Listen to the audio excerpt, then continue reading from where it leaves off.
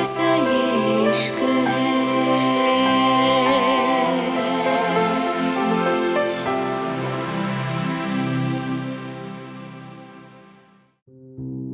सिया ने जैसे ही घूर के ऊपर देखा, उसकी नजर रोहन पर पड़ी। वो मुस्कुराते हुए बस उसी को देख रहा था। सिया ने भी उसी अंदाज में उसे घूर के देखा, लेकिन उसके मन में तो तूफान चल रहा था। इतने लोगों के बीच भी अगर कोई सबसे ज्यादा परेशानी थी तो वो बस एक इंसान था, मिस्टर रोहन सिंह।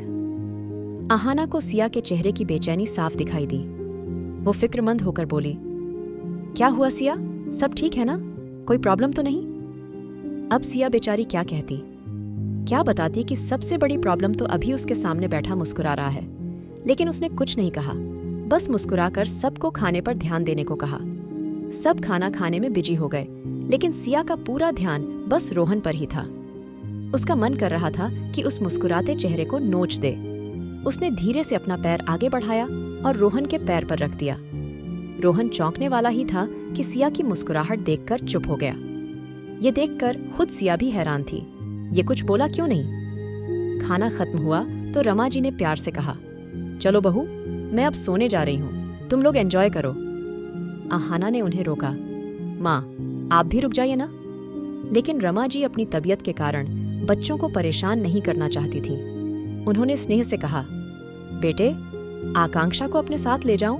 वैसे भी मैं जानती हूँ अगर वो अब से तेरे पास रहेगी तो तुझसे लगाव बढ़ा लेगी, और अर्जुन भी आने वाला है तो थोड़ा संतुलन जरूरी है। आकांक्षा भी शायद थक चुकी थी। बिना ज्यादा ना नुकुर किए वो रमा जी के साथ उनके कमरे में चली गई।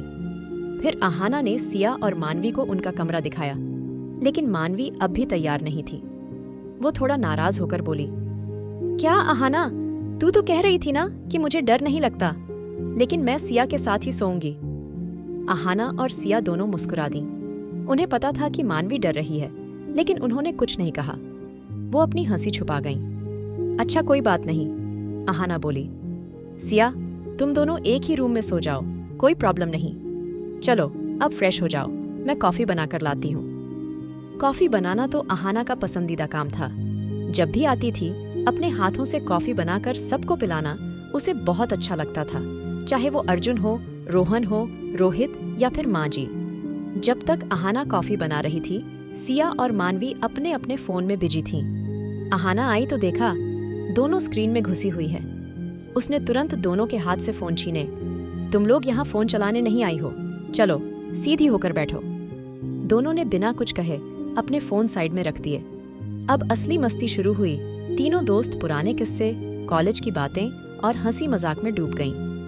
कमरे में ठहाकों की गूंज सुनाई दे रही थी, लेकिन तभी आहाना की एक बात पर सब चुप हो गए। वो अचानक बोली, काश इसमें जो मुझसे छोटी बहुएं हो वो जो भी हो तुम जैसी हो, जिससे घर में हमेशा रौनक बनी रहे, वरना सच में मैं तो बोर ही हो जाऊंगी। सिया और मानवी एक दूसरे को देखकर मुस्कुरा दी। उन्हें आहाना की ये बात कहीं न कहीं दिल के बहुत करीब लगी। सिया और मानवी दोनों ने एक दूसरे की तरफ देखा, फिर इधर उधर देखने लगीं, जैसे कोई छुपी हुई बात को छुपाने की कोशिश कर रही हो। आहाना उनके चेहरों की शरारत समझ चुकी थी। उसने कुछ नहीं कहा, बस चुपचाप मुस्कुराहट को दबाकर बैठी रही। वो जानती थी अब ये रात लंबी होने वाली है। रात के 2:30 बज चुके थे। नींद की खुमारी सबके चेहरे पर उतरने लगी थी। तभी आहाना ने उठते हुए सख्त लेकिन स्नेह भरे लहजे में कहा, चलो बहुत हो गई बातें, अब सो जाओ तुम दोनों, सुबह जल्दी हॉस्पिटल निकलना है। उसका ये अंदाज किसी बड़ी बहन जैसा था, और यही वजह थी कि सब उसे प्यार से बड़ी बहन टाइप बोलते थे।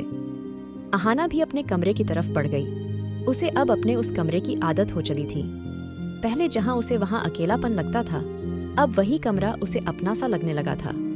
वहां की दीवारें, वो खिड़की, वो सजे हुए कोने, सब कुछ उसे अब बहुत अच्छा लगने लगा था।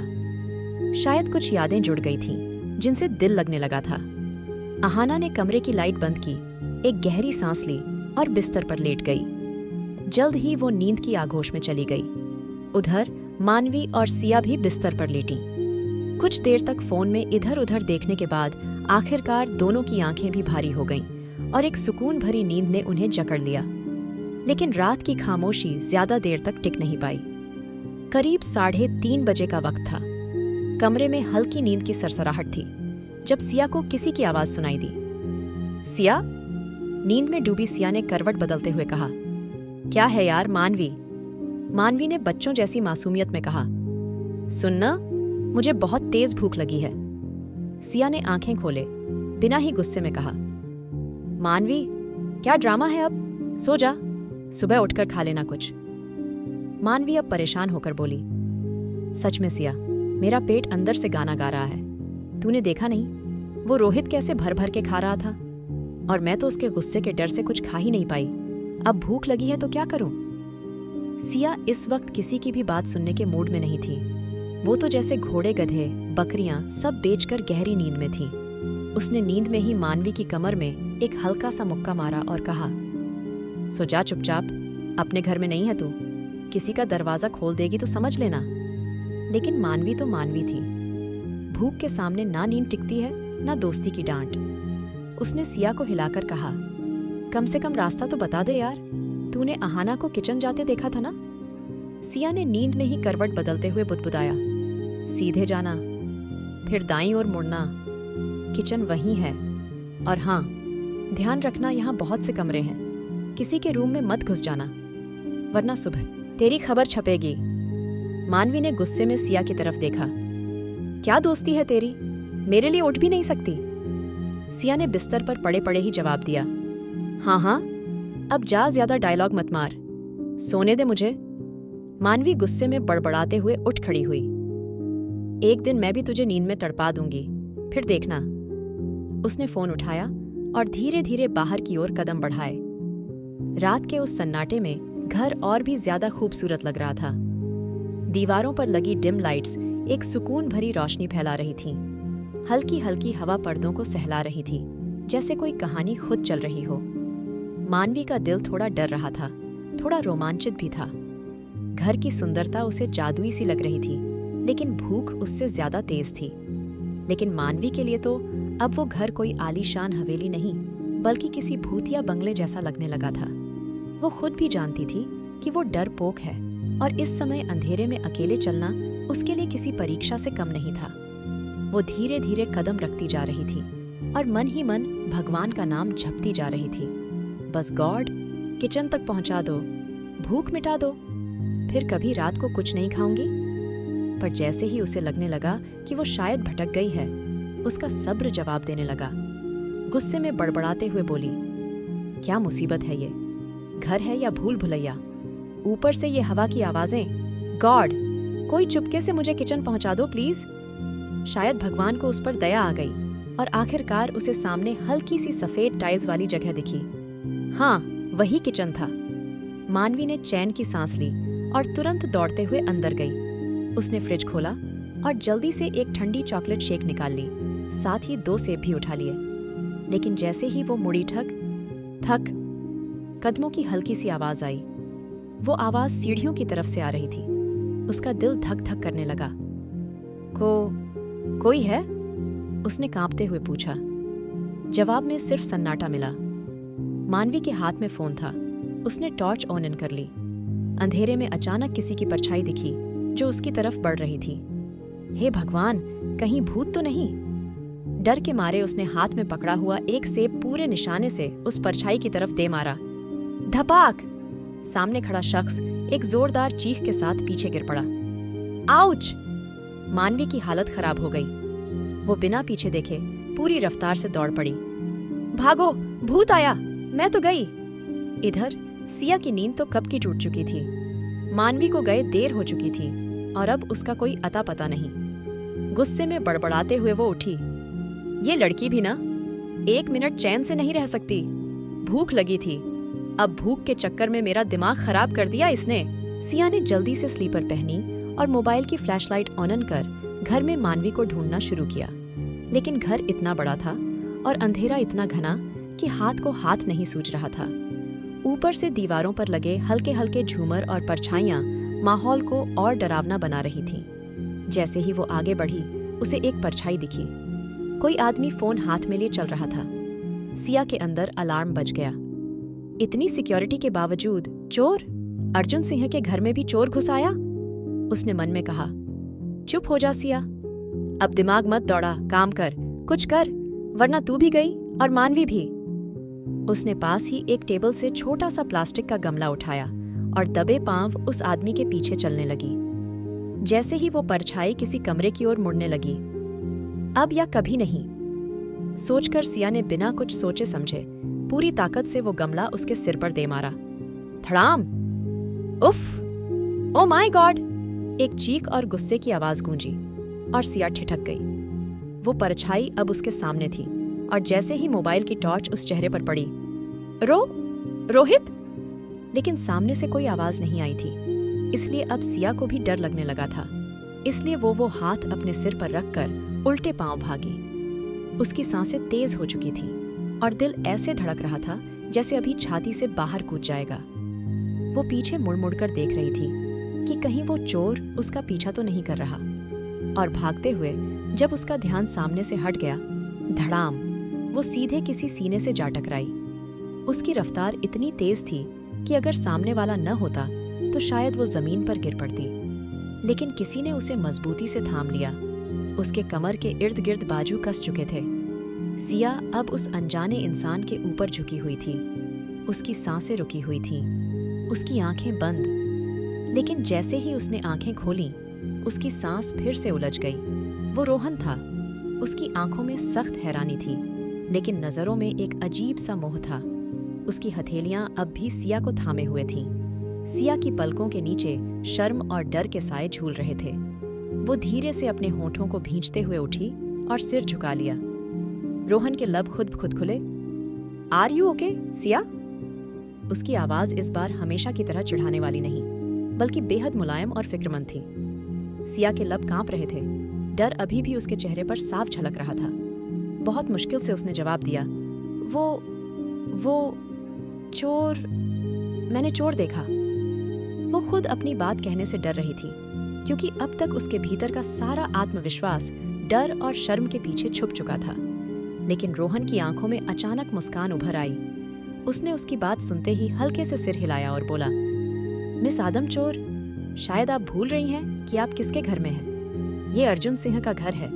यहाँ चिड़िया भी पर उनकी इजाजत के बिना नहीं मार सकती, और आप चोर की बात कर रही हैं। सिया को उसका मजाक उड़ाना बिल्कुल पसंद नहीं आया। उसके अंदर गुस्से की लहर दौड़ गई। तुम्हें मजाक सूझ रहा है? मैंने सच में देखा किसी को, और वो... लेकिन उसकी बात पूरी होने से पहले ही रोहन ने उसका हाथ थामा और अपनी ओर खींच लिया। क्या कर रहे हो तुम? सिया की आवाज तेज हुई। वो घबराकर पीछे हटना चाही, लेकिन रोहन ने उसके लब्बों पर अपना हाथ रख दिया।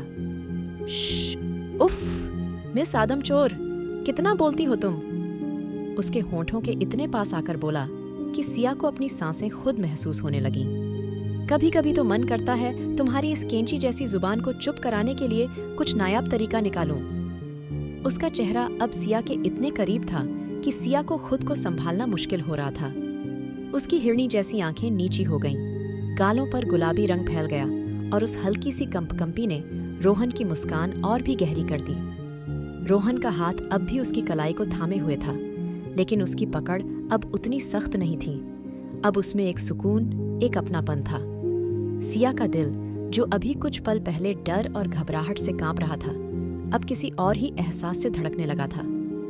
तो तुमने देखा नहीं? सिया ने थोड़ा हिम्मत जुटाकर पूछा। रोहन ने उसकी तरफ गहराई से देखा और मुस्कुराया। देखा भी, और अब तक महसूस भी कर रहा हूं। उसकी आंखें सिया की आंखों में उतर चुकी थीं। रोहन समझ चुका था कि सिया उसकी बातों पर शर्मा रही है, इसलिए वो अपनी आदत के मुताबिक और भी ज्यादा उसे छेड़ने लगा। उसकी मुस्कुराहट में शरारत थी, लेकिन नजरों में एक गहराई थी जो सिया को भीतर तक हिला रही थी। वो थोड़ा और झुका। अब सिया और उसके बीच की दूरी महज सांसों की थी। जो चीज मुझे पसंद आ जाती है ना, उसे मैं अपना बनाकर ही दम लेता हूँ, फिर चाहे वो कोई चीज हो या इंसान। उसकी आवाज में एक ठहराव था और लहजे में अधिकार। फिर उसने सिया का हाथ थामा और धीरे से अपने सीने पर रखा।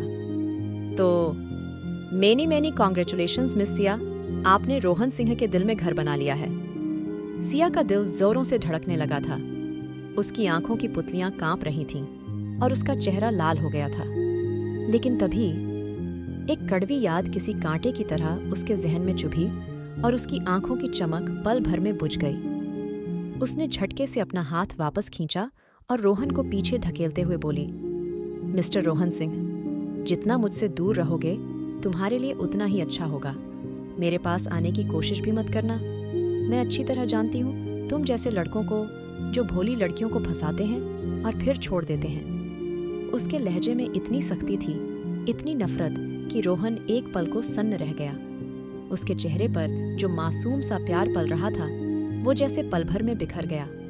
उसकी आंखों में एक मासूम तड़प थी और सिया का वो एक झूठा इल्जाम उसके दिल को चीर कर चला गया। रोहन वहीं खड़ा रह गया, टूटा हुआ, चुप।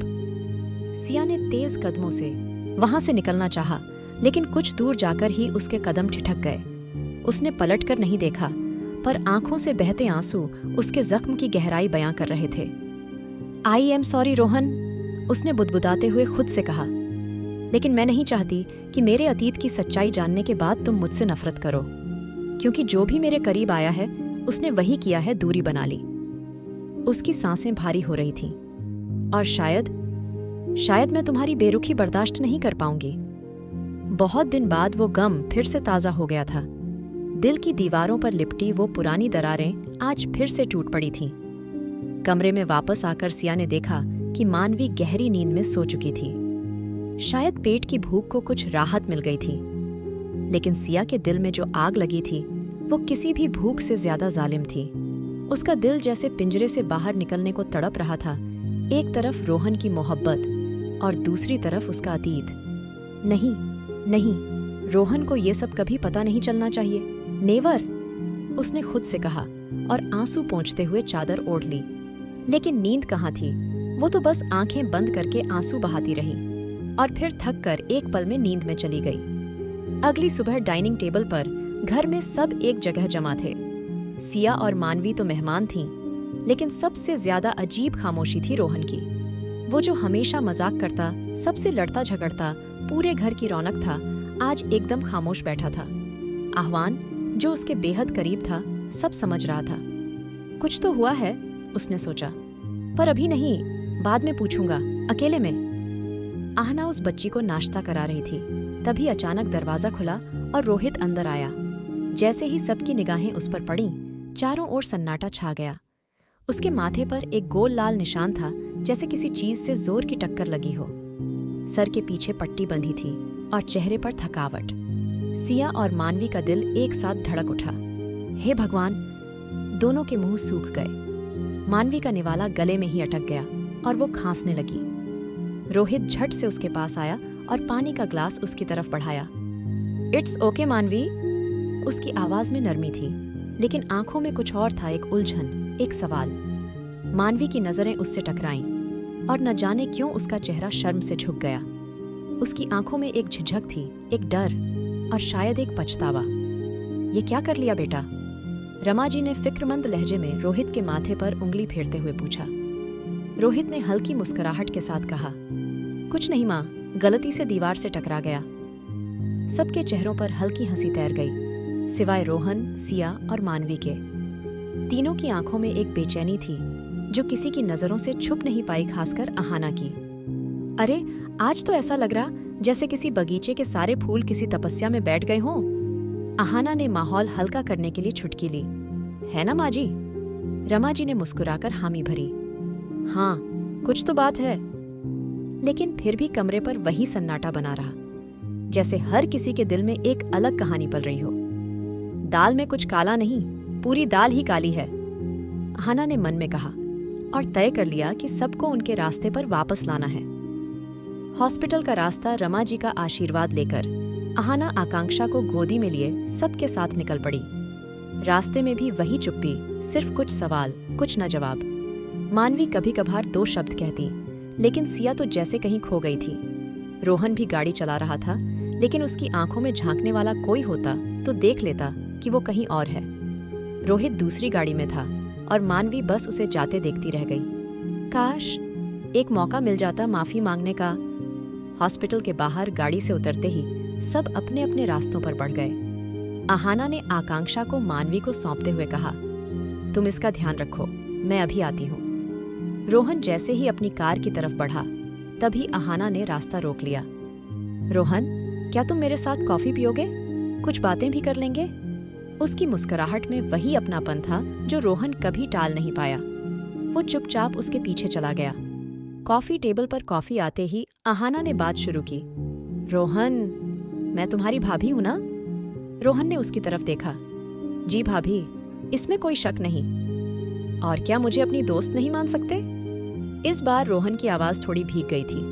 भाभी, आप तो बहन जैसी हैं, दोस्त जैसी हैं। आप ही तो हैं जो सब समझ लेती हैं। तो फिर अपनी भाभी को नहीं बताओगे, क्या बात है? रोहन अब और नहीं छुपा पाया। उसने सिया के साथ हुई हर बात, हर लम्हा एक एक करके बता दिया। अहाना उसकी बात सुनती रही, गंभीरता से, पूरी तन्मयता से। मुझे लग रहा था कुछ तो है। उसने गहरी सांस ली, फिर रोहन का हाथ थामकर बोली, देखो रोहन, मैं कोई ज्ञान नहीं देने वाली, लेकिन एक बात हमेशा याद रखना, जब कोई लड़की ना कहती है तो दुनिया सिर्फ उसे देखती है, उसके इनकार को जज करती है, लेकिन कोई ये नहीं सोचता कि उसने ना क्यों कहा। कभी कभी उसकी चुप्पी उसकी मजबूरी बन जाती है और दुनिया उसी मजबूरी को बेवफाई समझ लेती है। रोहन की नजरें झुक गईं। रोहन, अगर तुम्हारा प्यार सच्चा है तो उसे उसके डर से, उसके अतीत से लड़ने में मदद करो। उस दर्द को समझो जो उसने छुपाया है। अगर वो फिर भी मना करे तब कहना कि उसने इनकार किया, लेकिन बिना जाने, बिना पूछे खुद से दूर कर देना ये प्यार नहीं होता। मैंने सिया की आंखों में भी कुछ देखा है, शायद वही जो तुम महसूस करते हो। बस फर्क ये है, उसने डर को चुना और तुमने चुप्पी। अब तय तुम्हें करना है, तुम उस चुप्पी को तोड़ोगे या नहीं। रोहन कुछ नहीं बोला, बस बैठा रहा, गहरी सोच में डूबा। दिल का तूफान अब किसी राह की तलाश में था। क्या रोहन बढ़ाएगा अपने रिश्ते को आगे? आखिर अब क्या करेगी अहाना? जानने के लिए सुनिए king of the mafia, love saga.